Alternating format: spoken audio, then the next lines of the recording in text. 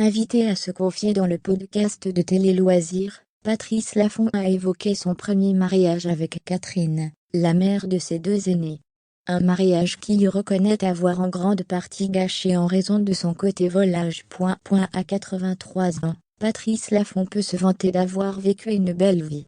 L'animateur emblématique a toutefois quelques regrets, surtout lorsqu'il repense à son premier mariage avec une certaine Catherine, la mère de ses enfants Axel et Fabrice.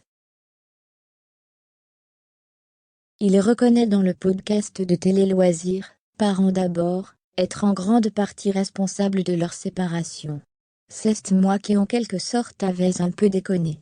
J'étais un peu volage, je n'étais pas un papa super, et je n'étais pas un mari super, a-t-il avoué à nos confrères. À l'époque, Patrice Laffont était alors complètement passé à côté de sa vie de famille. Je pense que je n'étais pas un papa terrible à cette époque-là, estime-t-il avec honnêteté.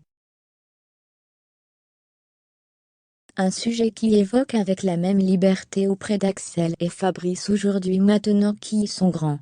Il n'y a pas longtemps, Axel m'a dit « Tu te souviens, tu ne m'as jamais aidé à faire mes devoirs », a-t-il rapporté. Un reproche qu'il comprend, et qui accepte totalement.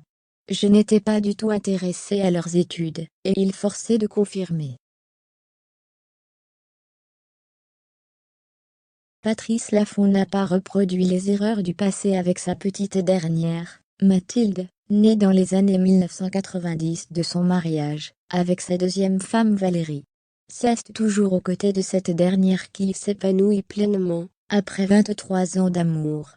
L'ancien présentateur de Des chiffres et des lettres, de 1972 à 1989, et Valérie ont néanmoins déjà connu des périodes troubles, allant jusqu'à la rupture. On s'est séparés, sans divorcer.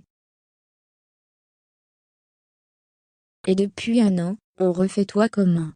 Valérie est la femme de ma vie. On ne s'est jamais quitté en quelque sorte.